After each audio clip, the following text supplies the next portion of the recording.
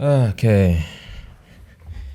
Bismillah, alhamdulillah, wassalat wassalam ala rasulillah wa ala alihi wa ashabi ajma'in. Okay, let me organize this properly. So it has come to my attention that, time is it? Okay, I'm gonna make this under 20 minutes. It has come to my attention that it seems people don't know what this media operation is, or this YouTube channel. The camera's a bit tilted, but I'm not gonna bother. They don't seem to know what this media operation is. Sorry, I did like a test run, and I'm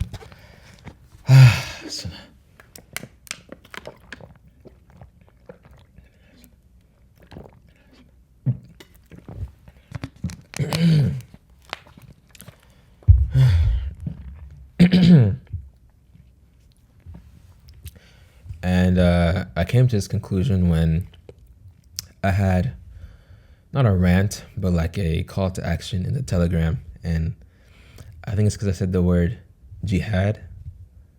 I think it's because I said the word jihad that the person left the Telegram. But I mean, Allah knows best. I don't know. And I was talking about jihad of the pen. And that's what this media operation is. It is a media operation to combat the disinformation around Islam, whether that be from the outsiders of the Muslim community or within the Muslim community, whether that be secularism that is, promoted by some of our da'is, or it be anti-Muslim hatred from the outsiders, like Tommy Rubenstein. But I just want to go through, we have a document, the jama3a methodology, and I just want to go through this, and we can run through this, and you'll get an idea and an understanding of what the jama3a is. And hopefully you'll join us in our media efforts to, change the way Islam is talked about within the Muslim community. So I'll be reading off this because I didn't memorize 7 pages. I don't know where to put this. Jama3a is a media and research project committed to restoring Islam as a comprehensive way of life. Its central concern is the recovery of Islam as a deen. Let me go on here because I'm screen sharing and you can see what I'm reading. Its central concern, subhanallah. Oh, okay, sorry. Is the recovery of Islam as a deen, a total moral, social, legal, political, and spiritual order that speaks to every dimension of human life. The project begins as a media platform, but is oriented towards a larger institutional form, think tank, influencing Muslim discourse, academic conversations, media narratives, and public life. Jama3a's starting claim is a simple one. The Muslim crisis is not only theological, devotional, or cultural, it is political. The fragmentation, vulnerability, and humiliation of the Muslim world cannot be understood cannot be understood apart from the loss of political consciousness. And I mention this because you have a lot of shayukh or speakers who will claim Palestine or Sudan or Kashmir or the whole ummah is in a state of sin because we're not praying enough or we're not reading enough Quran. Maybe, yeah, that could be a factor. I'm not negating that we do need to purify ourselves and that tazkiyah is important, but that is ridiculous. That is honestly ridiculous. And there's like kind of an assumption that,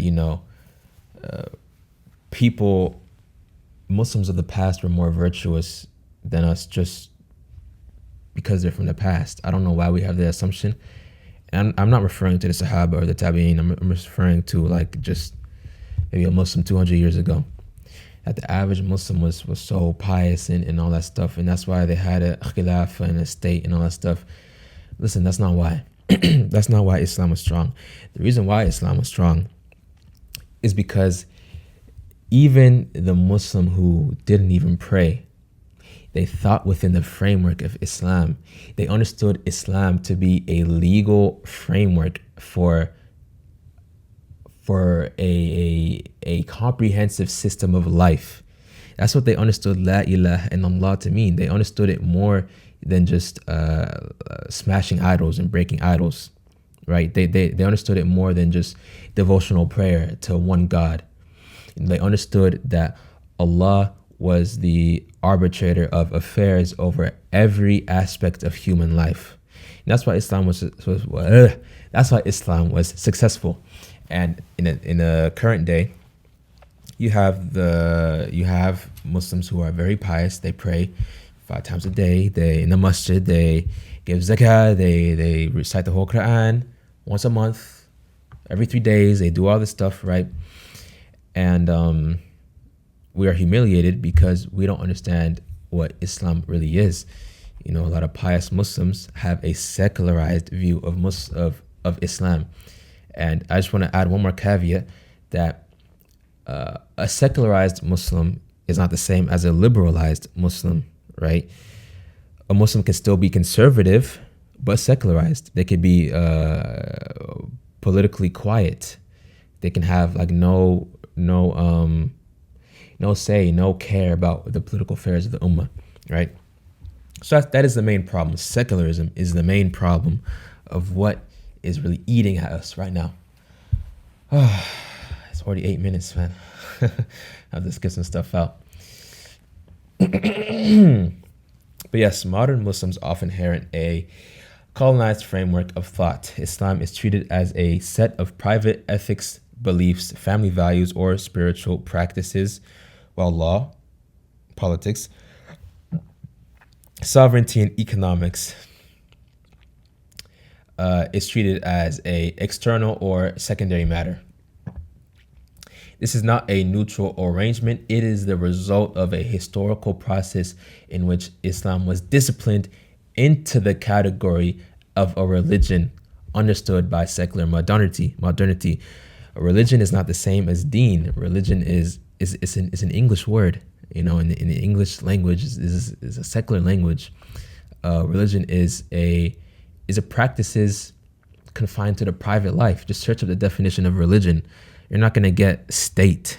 You know what I mean? And under this framework, Muslims are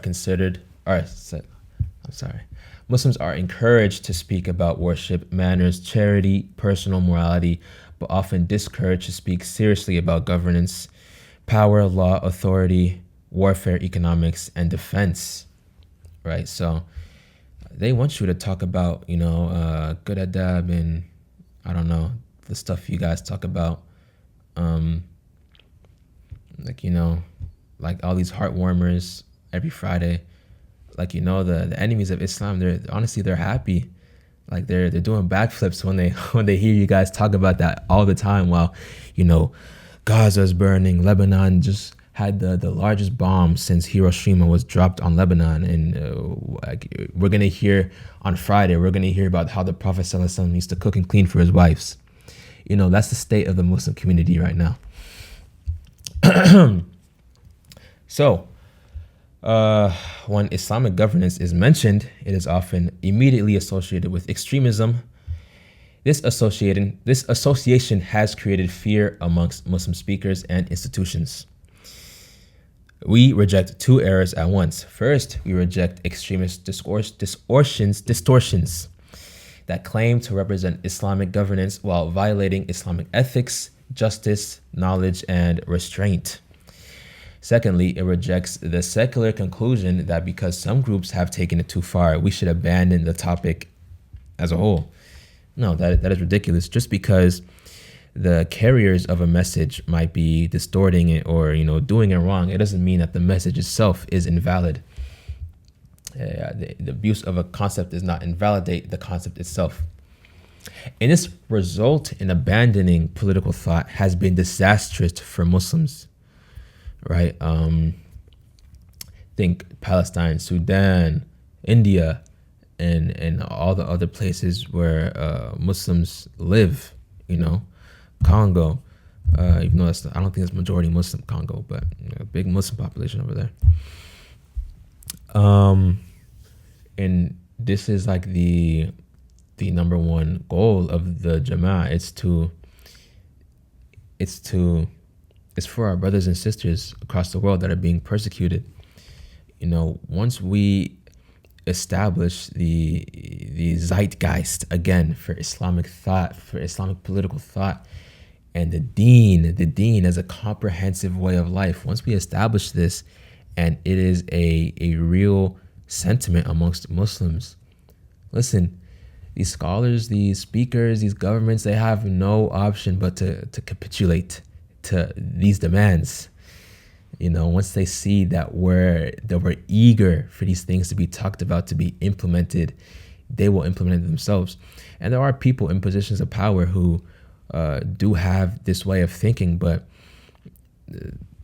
quite honestly, they're going to be assassinated, they're going to be killed, they're going to be whatnot. So they try and play it diplomatically. But when we show that, we show our numbers and that this is how we want Islam to be talked about, how we want it to be implemented, that's when we'll see a change. So that's why the media is so important. And that's why you should join the Jama'. The media is insanely important. Right? Oh, and I said that in our theory of change. See, I'm getting ahead of myself. So theory of change. Our theory of change is based on cultural pressure, intellectual framing, and institutional development. The project seeks to generate a sentiment amongst Muslims, especially younger Muslims, in which political consciousness becomes normal, compelling, and unavoidable. Once this sentiment grows amongst the general Muslim audience, religious speakers, students of knowledge, imams, academics, and public figures, they will face a greater pressure to address these issues. And many of our Muslim so-called leaders, they're not leaders, they're followers. They follow the public sentiment when it's basically like it's like capitalism, I guess not capitalism, but just free market. Our imams, they'll talk about what people want to hear. It's demand and supply. That's why you have this kind of gynocentric Islam that crowds the dawah scene for some reason. You can clearly see the biggest shaykh, YouTube shaykh, I'll say, Instagram celebrities, Instagram Muslims or whatever. They all pander to women. They all have very big female bases. And why is this? Because, maybe divorcees, single Muslim women in their 40s, have a lot of money to spend on these institutions, and will give them a lot of donor money. And it's disgusting. It's disgusting. And you don't hear these people reprimand feminism, and if they do reprimand feminism, it's a very shallow critique, by the way. They won't go as far as you're supposed to go. I will say, one of the only da'is that I've seen that has gone very far in his critique of feminism is Daniel Haqiqatju. And a lot of people don't like what he has to say, but it's honestly, they're very real critiques, especially female education, which people don't want to talk about, by the way. That's like a very big taboo, even amongst conservative people, female education. But maybe I'll make a video on that in another in another day, Let's see. Where am I? Okay. This does not mean replacing scholars. Oh, where was it? Where was I? Yes. This does not mean replacing scholars or pretending to possess authority that one does not have. We are not a fatwa body, nor a substitute for scholarship, nor do we have any claim to religious authority, right? It is a platform that merely just pressures the conversation towards neglected obligations that are plaguing the ummah due to the lack of fulfilling it, right? The strategy, therefore, is to awaken the concern amongst ordinary Muslims, build a shared vocabulary, words like deen, secularism, liberalism, all those words, Islamic governance, normalize the discussion, platform qualified scholars, thinkers, researchers, educate by creating educational resources, and develop into a research and media institute. I hope my phone has not died yet. Okay, I need to speed this up. Okay, Bismillah. It's like 17 minutes. Yeah. So our primary audience is Muslim youth, those who have a sense for political consciousness but lack of Islamic framework. The secondary audience is Muslims who really care about Islam but haven't inherited a secularized view of Islam. The conservatives that we talked about before that are politically quiet. The tertiary audience is speakers, activists, scholars, da'is, people who can make the change. Yeah. So long form content, as you can see, it will provide in-depth argumentation and structure. It will include essays, lectures, conversations, interviews, documentary style videos, and explainers. If you're wondering where that has been, that's not on our channel, well, join us to help us streamline the process so we can create more content. It's this is a very bad operation right now. Things are not going as planned. The meaning of deen, secularization of Islam, and not bad, like we're doing a bad job. It's not moving. Colonization and political fragmentation, Palestine, all these issues, right? Short form content. This is usually my favorite part to talk about, but I'm so tired. Short form content will function differently. It is not primarily for a full argumentation. It is for creating an atmosphere. I'm not even going to read this. Think about when you see, and it's for the young folk right here, but think about when you see like a Stalin edit or a Hitler edit. There is a certain vibe that you get. You're kind of like this is, I don't know how to explain it. You just get it. You just get it. You don't need to read Mein Kampf or, I don't know if I should be saying those words, but you don't need to, not that I condone Hitler, right? But you don't need to read any of that stuff. You just get it. You just see the edits. You see the imagery. You see the music playing. Boom, boom, boom. You see all these things, all the flashing edits and all that stuff and the words repeating on the screen. You just get it, bro. That's what it is. And that's what we seek to do. And we do not seek to replicate their ideologies, obviously, right? We reject racial supremacy. We reject these radical nihilism or these radical frameworks of view in the world, like the black pill and the Looksmax communities with their edits and stuff, and our Gartha edits. We reject all that, but we just want to replicate their tools for success, you could say. Yeah, right here. You can see all this right here. Okay. Intellectual methodology. So obviously, number one, Quran and Sunnah. Scholars, historical consciousness, conceptual clarity, clarifying these terms, critique of secular categories, moral discipline, right? Relationship to scholar and du'at. So we recognize that a lot of these Muslim speakers omit these because fear, institutional pressure, and reputational risk, or concern of just being associated with extremism.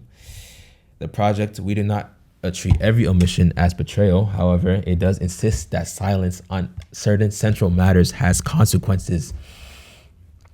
The goal is to create pressure without abandoning, Islamic etiquette and good manners. I could put up an example on my right, where I'm doing a day. I don't know, you see it. That's like just one example. The correct approach is a principled pressure. Ask why certain topics are avoided. Expose the cost of that avoidance. Show that political consciousness is a part of Islamic seriousness.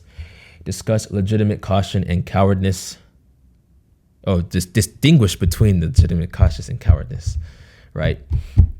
and then invite the people of knowledge to fill the gap. Create a public expectation that Islam must be discussed as a deen. Okay. So boundaries and commitments. This is just all like, I mean, it's not slop, but I kind of have to say like, oh, okay, we're not terrorists, all that stuff, just so people aren't, thrown off and, have to head to the masjid soon. And organizational development. I already kind of went into this media foundation, so I'm not going to read this. We just start off as a YouTube channel, and we're going to build reading lists and academic research and scholarly collaboration and think tank. That's the final form. That think tank that can influence the political affairs. Strategic tone. I think we kind of already went over this with I'm not abandoning adab, the political Islamic etiquette. Yeah, I think we're good for now. Inshallah, you guys get what I think you guys get where I'm going with this. Please, if you've really made it this far, there's probably like 2% of the viewers that made it this far. Please, what are you doing? Join the jama3a. We need people. We need people who could do research, people who could edit, people that can create arguments, people that can share this, people who can network us to people who can do those things. If you can't do any of those things, you could do something. I talk to people and they say, I just don't have any skills. You're telling me the creator of the heavens and the earth created you with like no good traits? Like, do you know who you're talking about? Like, when you insult yourself, you're insulting Allah. Like, you know what I mean? Like, bro, there's no way you have no skills, bro. Everyone has skills. Allah put in us the ability to do something. There's no way, bro. Unless I'd only give you a pass if you were mentally disabled. That's the only way.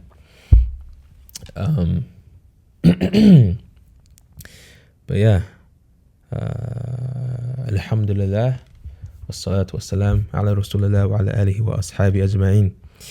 Thank you for looking at the methodology, and I look forward to seeing in the comments if you will join the jama3a or if you will be a passive spectator and watch as the ummah burns. Yeah. Assalamu alaikum wa rahmatullahi wa barakatuh.